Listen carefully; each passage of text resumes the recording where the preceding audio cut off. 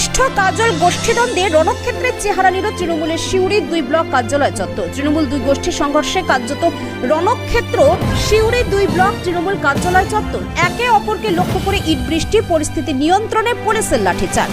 সিউড়ি 2 ব্লকের তৃণমূল ব্লক সভাপতি তথা কাজল অনুগামী নুরুল ইসলামের সঙ্গে অনুব্রত মণ্ডল অনুগামীদের মধ্যে দ্বন্দ্ব চলছিল। সেই পরিস্থিতিতে সিউড়ি 2 ব্লক কার্যালয়ের তালাও পরিবর্তন করা হয় যাতে ব্লক সভাপতি নিজের কার্যালয়ে প্রবেশ করতে না পারে বলে অভিযোগ। এরপরে আজ নিজের কার্যালয়ে প্রবেশের জন্য নিজের অনুগামীদের নিয়ে হাজির হন।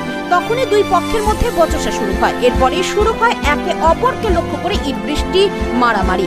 পরিস্থিতি নিয়ন্ত্রণে পুলিশের পক্ষ থেকে লাঠিচার্জ করা হয়। উল্লেখ্য, এই ব্লক সভাপতি নুরুল ইসলাম আগে অনুব্রত মণ্ডলের ঘনিষ্ঠ হলেও কেষ্টর গ্রেপ্তারের পর কাজল ঘনিষ্ঠ হতে শুরু করে এই নুরুল ইসলাম।